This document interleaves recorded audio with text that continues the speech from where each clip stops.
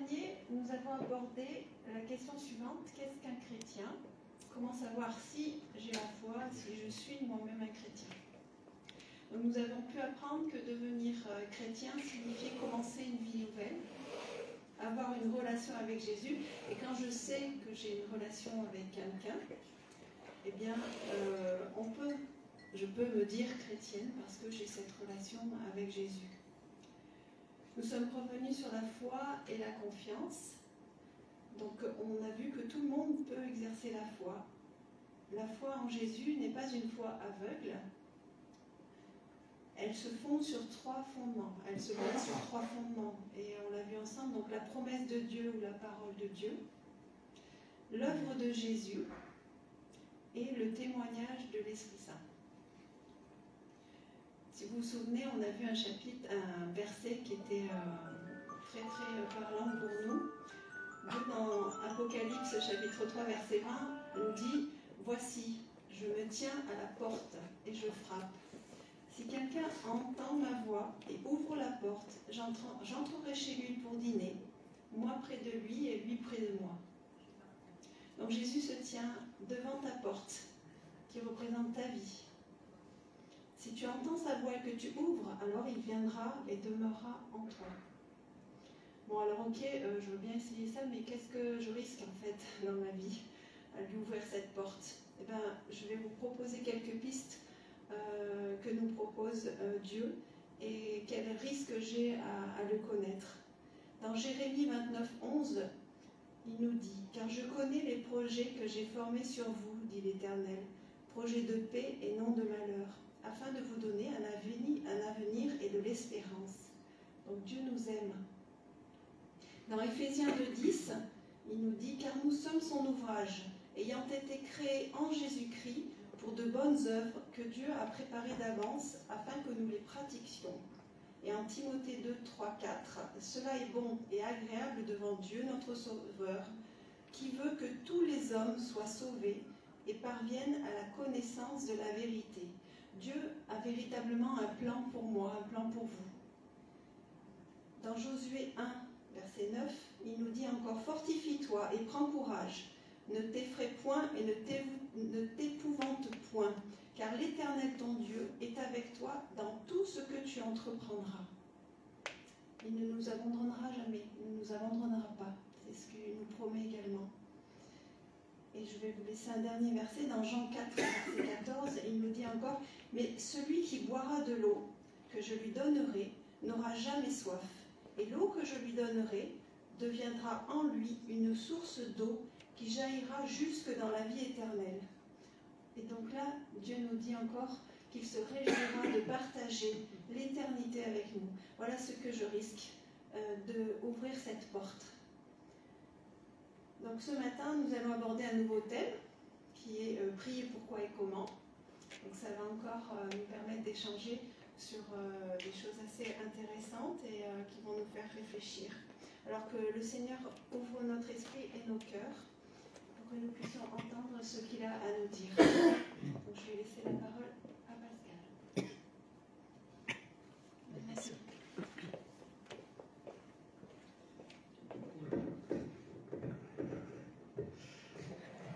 Voilà, on est content de se retrouver pour un autre sujet qu'on va aborder ce matin, c'est le sujet de la prière.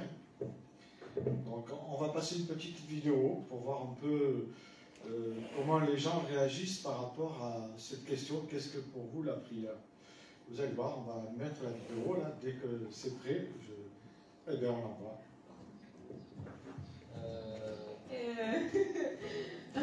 Je sais pas trop. La prière, mais c'est dur. J'en pense rien. J'ai pas réfléchi au problème suffisamment ces dernières années. J'ai pas eu le temps. Ah, ça peut apporter quelque chose quand on a vraiment rien. Ouais. Ça peut être un bon moment pour se rencontrer avec soi-même. Ça permet de se recentrer sur soi, mais pas de manière égoïste pour après pouvoir mieux rendre aux autres. Moi, je suis pas pratiquante, je suis pas dans la prière, mais qu'il y a certaines personnes qui ont besoin de ça. Ça m'arrive souvent d'aller mettre des cierges et d'aller à la cathédrale à un moment. Ça rassure les croyants, mais pour moi personnellement. Mais on est athée, donc à partir de là, pas trop. Chacun y trouve ce qu'il a envie d'y trouver. Si ça peut rassurer les gens ou les faire aller mieux, pourquoi pas. Au niveau de la méditation, je suis pour totalement, et c'est même souvent bien plus efficace qu'un psy ou qu'un sophrologue ou autre. Ça peut être utile à certaines personnes pour se sentir bien. La méditation, j'en pratique un peu, mais on va dire que c'est plutôt de la sophrologie. Après, la prière, j'ai rien contre, mais voilà, je suis pas du tout dans cet esprit-là en fait. Quand on est petit, on se fait vraiment des prières, je sais pas, un peu superstitieux, mais ouais, c'est vrai que maintenant, non. Moi, ça m'est arrivé aux enterrements. Moi, je suis croyant, donc ça me rapproche de Dieu.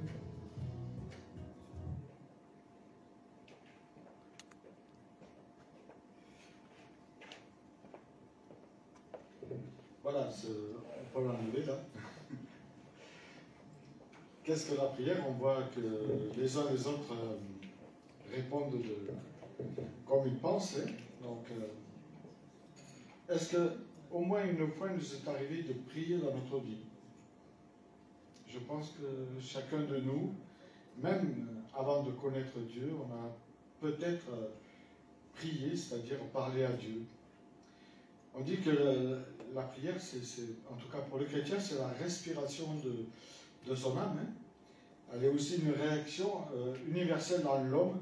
Même l'homme qui ne croit pas en Dieu, parfois, il s'adresse à Dieu hein, en disant que ce qui lui arrive, ça ne devrait pas arriver, etc. La plupart des gens, on sait qu'ils prient une fois dans leur vie au moins. Et quand on réfléchit, si Dieu existe et si Dieu nous a créés, il est tout à fait normal qu'on désire être en relation avec lui, parce qu'on a envie de le connaître. Et on sait que chaque relation est fondée sur la communication, et la prière est une communication qu'on désire avoir avec le Créateur. Mais qu'est-ce qui distingue la prière faite, parce qu'on est dans le désespoir, ça peut arriver, hein, quand tout va mal, on crie à Dieu. Là, on l'appelle comme un sauveur qui viendra à notre secours. Qu'est-ce qui distingue de cette prière qu'on fait quand on se confie à Dieu parce qu'on l'a accepté dans sa vie? Je pense qu'il y a une différence. L'apôtre Paul dit par rapport à la prière, par Jésus-Christ, nous avons accès auprès du Père dans un seul esprit. Donc on voit que dans l'Écriture, dans la Bible en tout cas, la prière s'adresse à Dieu le Père.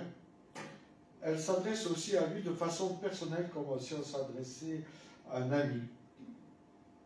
Bien qu'il soit le créateur de tout cet univers, des étoiles, des planètes, de tout ce qu'il y a sur la Terre, il nous invite à venir à lui et pour nous adresser à lui en priant, sans avoir aucune crainte. La preuve, c'est que dans l'Écriture, il nous dit qu'on peut l'appeler Abba, c'est-à-dire Père. Et c'est une façon de lui montrer qu'il veut être intime avec nous. La prière chrétienne, en tout cas, elle se fait, d'après ce qu'on voit dans l'Écriture, par le Fils, adressé au Père, au nom de Jésus, souvent. Alors après, les formes, c'est pas très important, on va dire. Mais de même, Jésus, lui, nous dit de demander en son nom, de demander par lui, nous avons accès auprès du Père. Et l'apôtre Paul dira, car il y a un seul médiateur entre Dieu et le Père, c'est Jésus-Christ.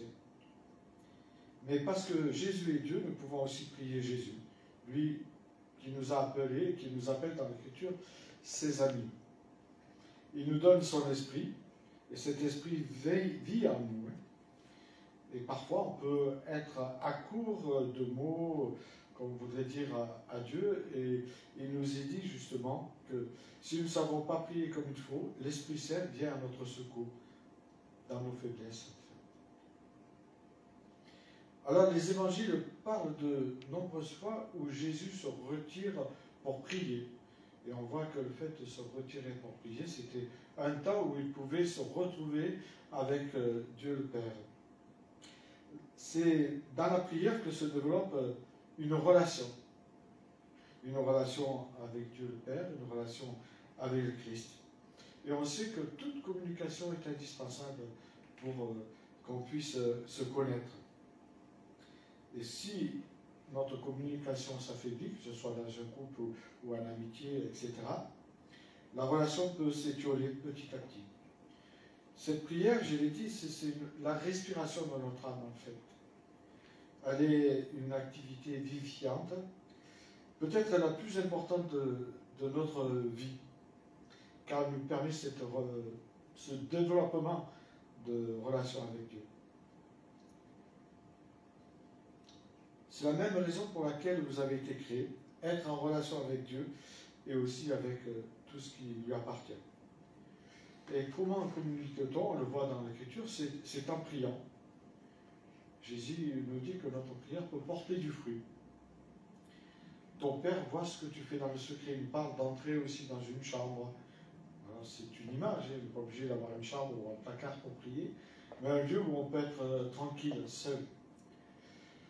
C'est la transformation aussi que cette relation dans la prière va opérer en nous, qui est intéressante. Parce qu'elle nous fait comprendre que Dieu nous aime, tel que nous sommes.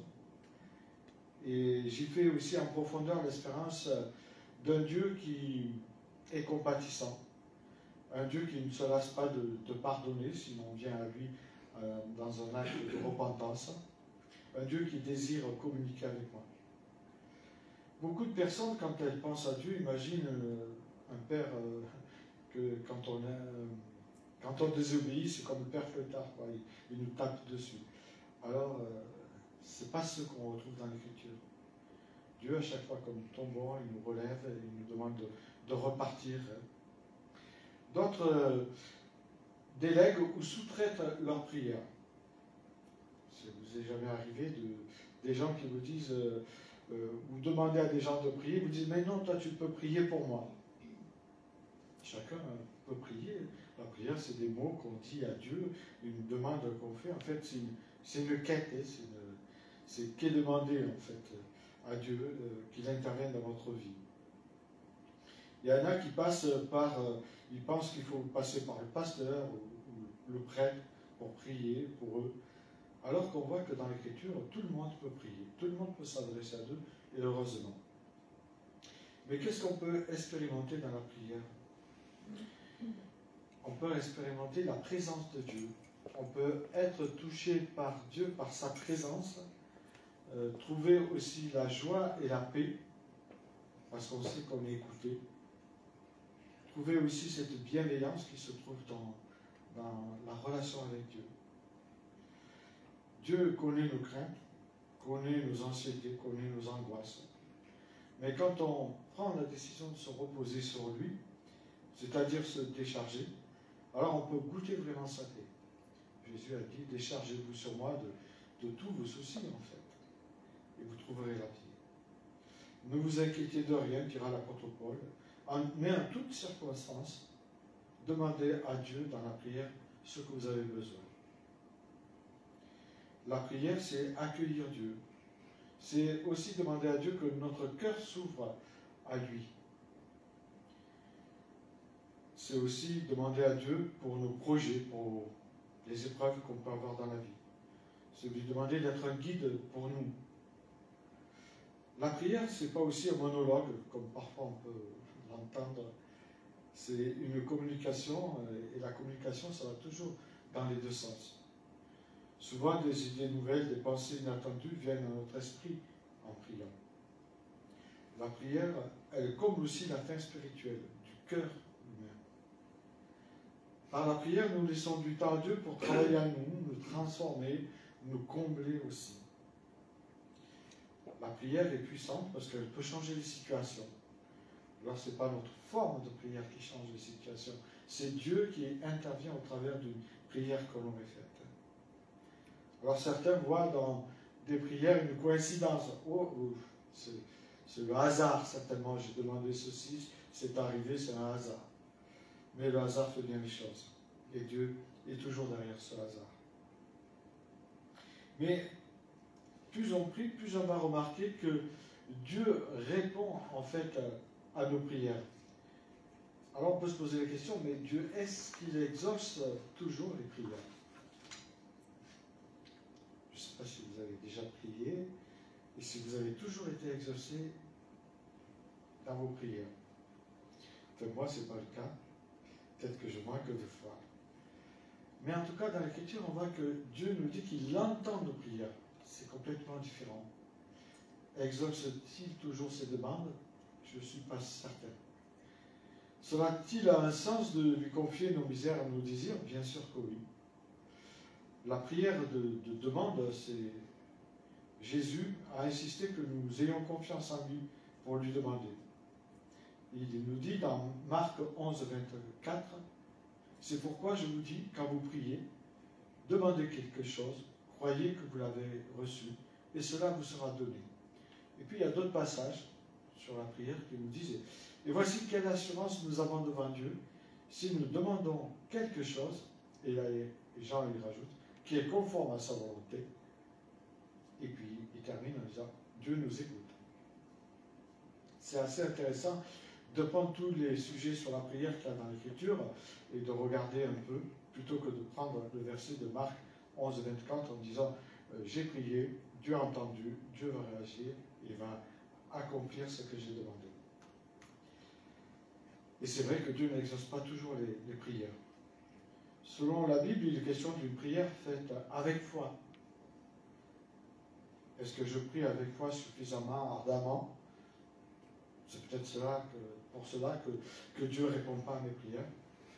Mais si nous souhaitons progresser dans ce domaine de la prière, imitons simplement les apôtres qui demandent à Jésus, augmente-nous la foi, tout simplement. Mais retenons que la prière n'est pas restée passive. Bien que parfois Dieu nous demande d'attendre patiemment. On prie, on ne voit pas les choses arriver. 1 mois, 2 mois, 6 mois, 1 an, 2 ans, il n'y a rien qui se passe. Et puis au bout de 20 ans, il y a quelque chose qui se passe. Pourquoi? Ça, Dieu sait. Prier, c'est déjà être dans l'action et tout attendre de Dieu. C'est un peu comme cette jeune fille qui présente son fiancé à ses parents. Ils ont passé un bon moment ensemble, l'avait invité à dîner. Et lui, il était étudiant en théologie, donc le beau-père, enfin le futur beau-père lui demande quels sont ses projets. Il dit, je veux continuer à faire de la théologie. Et le père lui dit, mais qu'avez-vous l'intention de faire pour offrir à ma fille un foyer accueillant? Alors il lui dit, j'étudierai la parole de Dieu et Dieu pourvoira à nos besoins. Le beau-père était content. Alors il lui pose la question, mais comment vous allez élever vos enfants? Dieu pourvoira.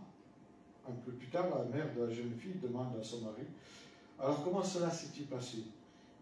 Il n'a ni travail, ni argent, mais je crois bien qu'il me prend pour Dieu. Il comptait certainement sur le beau-père, qui travaillait. Voilà, Jésus nous demande de prier, mais avec persévérance. La persévérance est importante pour ne pas nous faire... pas pour nous faire entendre de Dieu qui serait insensible ou un peu sourd, où il faut insister. Parfois il faut insister, c'est vrai. Mais parce que notre cœur a besoin de temps pour se régler, on pourrait dire à la fréquence de Dieu, se mettre à la même fréquence de Dieu. Il y a 3 choses qui peuvent faire obstacle dans la prière, qu'on retrouve fréquemment dans l'Écriture. Bien sûr, c'est le péché, pour lequel nous n'avons pas demandé pardon. Le mal que nous commettons peut créer aussi une barrière, un obstacle à nos prières. Justement, le prophète Isaïe dit, « Non, le Seigneur n'a pas l'oreille trop dure pour vous entendre, mais ce sont vos fautes qui mettent une barrière entre vous et votre Dieu. Si c'est détourné de vous pour ne plus vous voir ou vous entendre, c'est à cause de vos péchés. » Donc voilà, on voit une première... on veut dire un premier obstacle plutôt à la prière. Un cœur alourdi par des fautes. Alors, ce n'est pas parce qu'on a péché que Dieu ne nous écoute pas, il faut faire attention là aussi, hein. Mais quelque chose que Dieu nous a montré qu'on ne veut pas lui remettre ou l'abandonner. Alors, ça peut empêcher justement cette relation de proximité avec Dieu le Père. Cela pourrait aussi être de mauvais motifs de prière qu'on aurait. Vous demandez, vous ne recevez pas, dit Jacques, parce que vous demandez mal. Et il continue, afin de dépenser pour vos passions.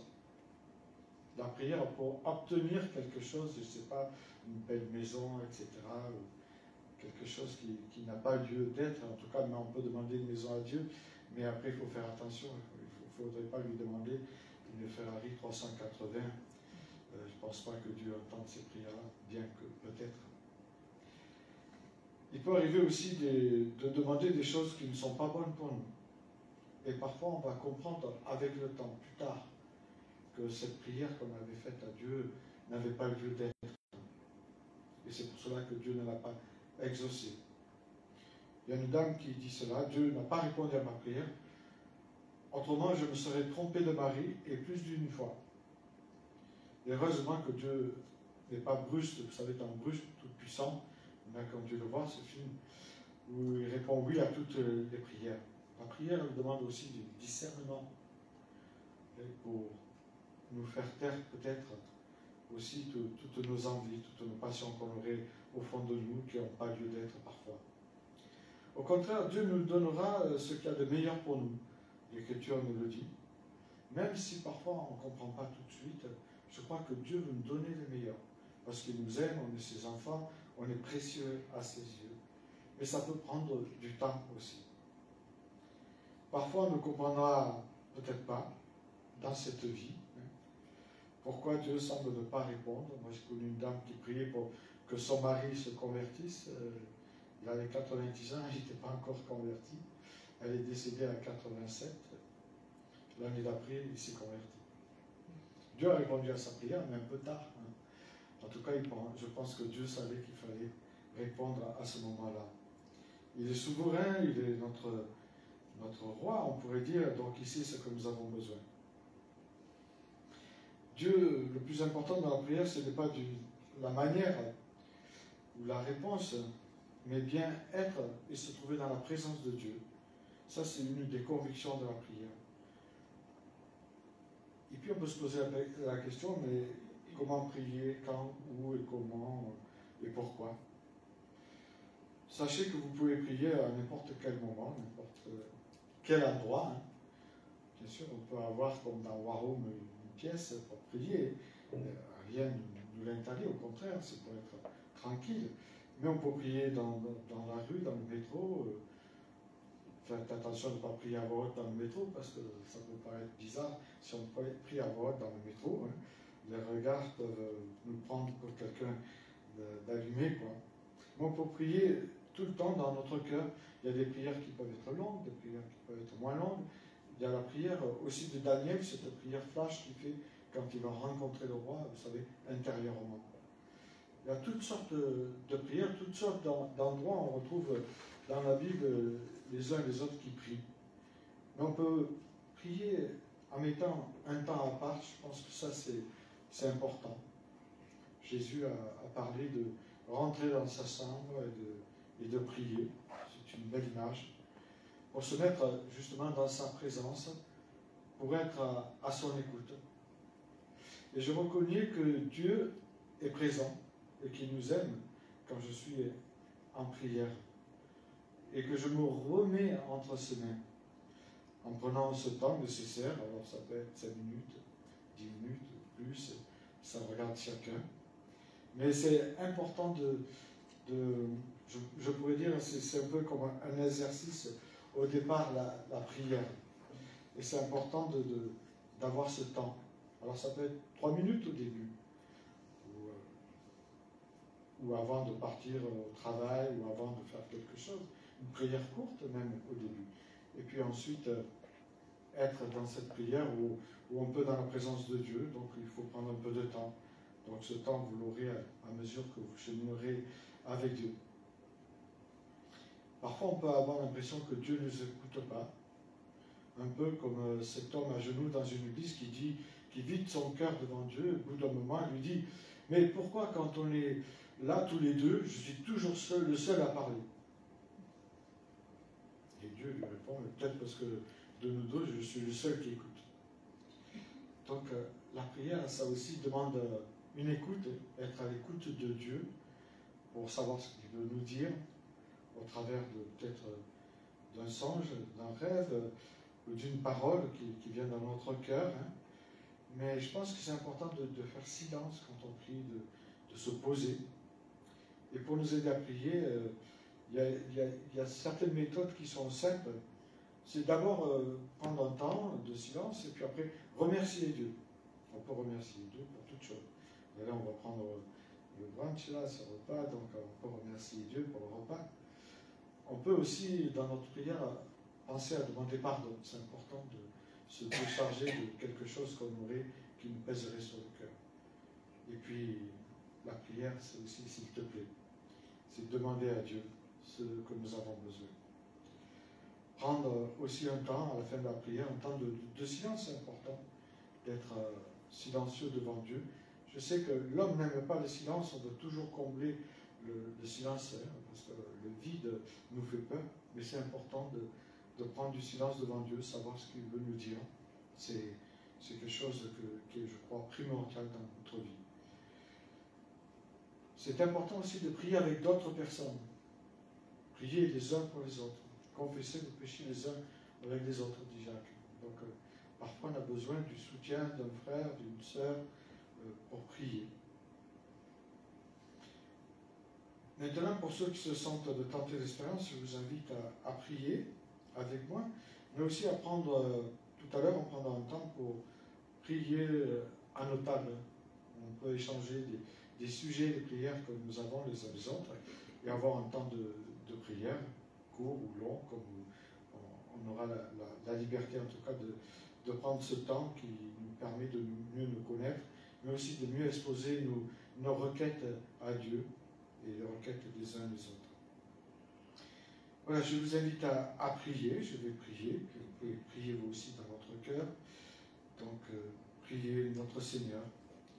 Seigneur notre Dieu, nous te remercions pour ce sujet de la prière. Nous avons vu et nous l'avons lu et nous le lisons dans ton écriture.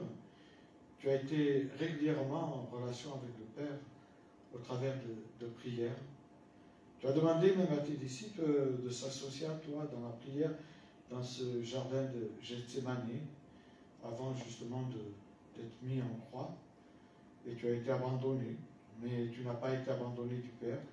Et nous savons que dans nos prières, tu ne nous abandonnes jamais, même si parfois on peut se sentir seul ou se retrouver seul. Nous savons qu'avec toi, nous sommes plus seuls. Et nous te rendons grâce pour ce temps que nous allons passer ensemble, ce temps où nous allons avoir une discussion autour de la prière, que tu nous inspires, que tu nous parles, que tu nous aides à faire un pas de plus avec toi et que tu fasses grandir notre foi pour que nos prières soient selon ta volonté. Au nom de Jésus-Christ. Amen. Voilà, je vous invite à continuer à partager autour des gourmandises ou autres que vous avez. Et je vais vous donner des pistes.